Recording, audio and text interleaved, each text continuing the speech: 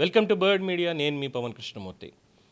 అంతర్జాతీయ మహిళా దినోత్సవాన్ని పురస్కరించుకొని తెలంగాణ ప్రజాభవన్లో నిర్వహించినటువంటి కార్యక్రమంలో ముఖ్యమంత్రి రేవంత్ రెడ్డి గారు, ఉప ముఖ్యమంత్రి భట్టి మల్లు విక్రమార్క గారు, పొన్నం ప్రభాకర్ గారు, అలాగే పొంగులేటి సుధాకర్ రెడ్డి గారు, అలాగే ఐఎన్పిఆర్ చైర్మన్, ఇతరత్ర చాలామంది పాల్గొన్నారు. అలాగే ఉమెన్ జర్నలిస్టులు ఎవరైతే ఉన్నారో యాక్టివ్ జర్నలిస్టులు వాళ్ళందరికీ కూడా నిన్న అవార్డు ప్రదాన కార్యక్రమం ఇవన్నీ కూడా చేశారు. సో ముఖ్యమంత్రి గారు చాలా స్పష్టంగా మాట్లాడుతున్నారు. సోషల్ మీడియాకి సంబంధించినటువంటి చట్టం ఒకటైతే ఖచ్చితంగా తీసుకొస్తున్నాం, చాలా కఠినంగా ఉండబోతోంది. ఈ తప్పుడు ప్రచారాలు ఏవైతే ఉన్నాయో, వాస్తవాలు లేకుండా కేవలం తప్పుని మాత్రమే ప్రచారం చేయడానికి ఎవరైతే ప్రయత్నిస్తున్నారో వాళ్ళ మీద ఖచ్చితంగా యాక్షన్ తీసుకోవడానికి చట్టం ఉంటుంది. అన్నిటికీ లోబడి బిఎన్ఎస్ఎస్ కావచ్చు, సిఆర్పిసి, ఐపీసీ ఏ సెక్షన్స్ అయినా కాన్స్టిట్యూషన్కి లోబడి భావ ప్రకటన స్వేచ్ఛ అనే పేరుతోటి ఇష్టారీతిని మాట్లాడుతూ గాసిపింగ్కి కూడా ఒక హద్దు అనేది ఉంటుంది. ఫలానా వాళ్ళు అన్నారట అంటే మేబీ అది జనబాహుల్యం నుంచి వచ్చినటువంటి మాట, కానీ ఇష్టం వచ్చినట్టు మాట్లాడుతూ దానికి లేని డిజైన్లు కూడా వేసేస్తూ ఇటీవల గాంధీకి సంబంధించినటువంటి విగ్రహం 5,000 కోట్ల రూపాయలు, గాంధీ విగ్రహం 5,000 కోట్లతోటి గాంధీ విగ్రహం కడతాట, అక్కడ గాంధీ సరోవర్ అని చెప్పి చేస్తాట, అక్కడ ఉన్న అపార్ట్మెంట్ మొత్తాన్ని కూడా కూలగొట్టేస్తాట. ఇది చేసినటువంటిది. అలాగే కొంతమంది పెయిడ్ జర్నలిస్టులు ఎవరైతే ఉన్నారో ఇండిపెండెంట్ పేరుతోటి వాళ్ళు కూడా దీంట్లో ఉండి వంతపాడుతూ రేవంత్ రెడ్డి ప్రభుత్వం 5,000 కోట్లు పెట్టి కట్టేస్తోంది ఇది అని చెప్పి తప్పుడు ప్రచారాలు చేశారు. దానికి కూడా నిన్న ముఖ్యమంత్రి రేవంత్ రెడ్డి గారు లైవ్లోనే క్లారిటీ ఇచ్చారు. I was there. ఆయన మాట్లాడుతున్న సందర్భంలోనే ఈ విగ్రహానికి మహా అయితే ఒక 70 కోట్ల రూపాయల దాకా అవుతుంది. అలాగే ఓవరాల్గా దా కాన్సెప్ట్ ఏదైతే ఉందో అక్కడ ఒక విజ్ఞాన కేంద్రాన్ని ఏర్పాటు చేయాలి. మూసీ ప్రక్షాళనలో భాగంగా ఏదో నదిని క్లియర్ చేసాము అనేది కాకుండా అక్కడ ఉన్నటువంటి దాంట్లో గాంధీ విగ్రహం, గాంధీ బాపు ఘాట్ దగ్గర 70 కోట్ల రూపాయలు, 50 కోట్ల రూపాయలతో విగ్రహం అవుతుంది. అలాగే ఒక 100 కోట్ల రూపాయలతోటి ఓవరాల్గా కన్స్ట్రక్షన్ అంతా కలిపి అక్కడ ఒక విజ్ఞాన కేంద్రం అనేది ఏర్పాటు చేయబోతున్నాము. ఆ విజ్ఞాన కేంద్రానికి మహా అయితే ఒక 150 కోట్ల దాకా అవుతుంది తప్ప అంతకు మించి అవ్వదు. మరి ఎవడు తీసుకొచ్చాడో, ఎవడు ప్రచారం మొదలుపెట్టాడో తెలియదు. 5,000 కోట్లతో విగ్రహం కడుతున్నాడంట రేవంత్ రెడ్డి అని చెప్పి మొదలుపెట్టారు. నాకు బుద్ధి బుర్ర ఉన్నాయా? 5,000 కోట్లతోటి నేను విగ్రహం కడతానా? ఆలోచన అక్కర్లేదా?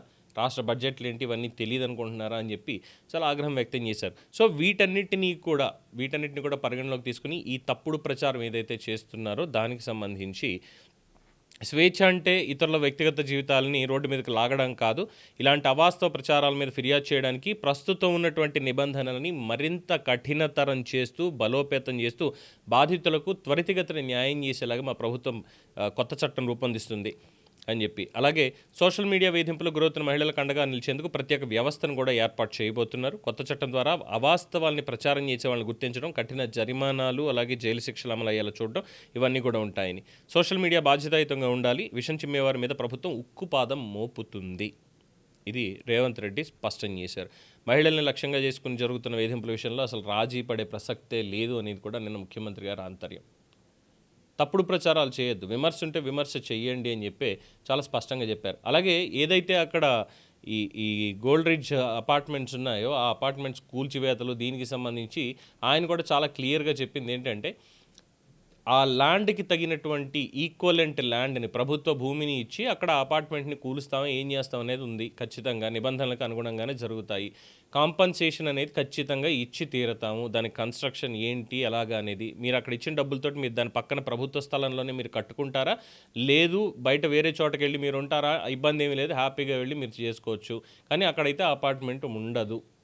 మూసీ ప్రక్షాళన అయితే ఖచ్చితంగా చేసి తీరాల్సిందే అని చెప్పి ఇంకోటి చెప్పారు.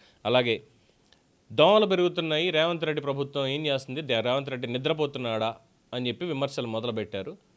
ఆటో రిక్షాలు కొనిచ్చాము చెత్తను తీసుకెళ్ళకపోతే నేను మాత్రం ఏం చేయాలి, పని చేయాల్సిన వాళ్ళు పని చేయకపోతే నేను ఏం చేయాలి, ఫెసిలిటీస్ ఇస్తేనేమో ఇచ్చిన తర్వాత వాడకుండా వదిలేస్తారు, ఇలా పెరుగుతుంటే మళ్ళీ నన్నే తిడతారు, ఎంతని చేయాలి దానికి మాత్రం, మున్సిపల్ కార్మికులు ఎందుకని చెప్పి పని చేయట్లేదు అని చెప్పి కూడా ప్రశ్నించారు. అలాగే మొన్న కూడా అనుకున్నాం, ఈ మున్సిపల్ కార్మికులు ఏవైతే ఈ ఫాగింగ్ చేయాలో ఆ ఫాగింగ్ చేయకుండా వదిలేసి దాంట్లో డీజిల్ని దొంగతనం చేస్తున్నారు, ఇవన్నీ చేస్తున్నారు. అలాగే ఈ డీజిల్ దొంగతనం పట్టుకున్నారు అధికారులు అని చెప్పని ఏదైతే ఆయిల్ వాళ్ళు కల్పిస్తున్నారో డీజిల్ని దొంగతనం చేయనివ్వకుండా దాన్ని తీసుకెళ్ళి మురిక్కాలంలో పోసేస్తున్నారు తప్ప ఫాగింగ్ ఎక్కడ చేయడం లేదు. అందుకే దోమలు పెరుగుతున్నాయి, ఆరోగ్యాలు పాడవుతున్నాయి.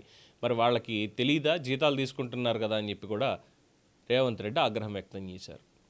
సో చాలా క్లియర్గా ఉన్న రేవంత్ రెడ్డి ఏదో అనుకుంటున్నట్టు మేబీ రాజకీయంగా ఇచ్చేటువంటి స్టేట్మెంట్లు రెండు పార్టీలతో ఉన్నటువంటి అనుబంధం కావచ్చు, విభేదం కావచ్చు, పార్టీల పరంగా మాట్లాడినప్పుడు వేరు, కానీ పరిపాలనా పరంగా మాత్రం he has absolute clarity on what he is doing and what he has to do 100%. అదైతే చాలా స్పష్టంగా కనిపించింది. మొత్తానికి ఈ తప్పుడు ప్రచారానికి మాత్రం ఇక తెలంగాణలో పూర్తి స్థాయిలో చెక్ పెట్టడానికి చట్టం అనేది తీసుకురాబోతున్నారు అన్నది ముఖ్యమంత్రి స్వయంగా చెప్పినటువంటి విషయం. చూద్దాం చట్టం ఎంత కఠినంగా ఉంటుందో. దీని మీద మీ అభిప్రాయం తెలియచేయండి. చూస్తూనే ఉండండి ది బర్డ్ మీడియా.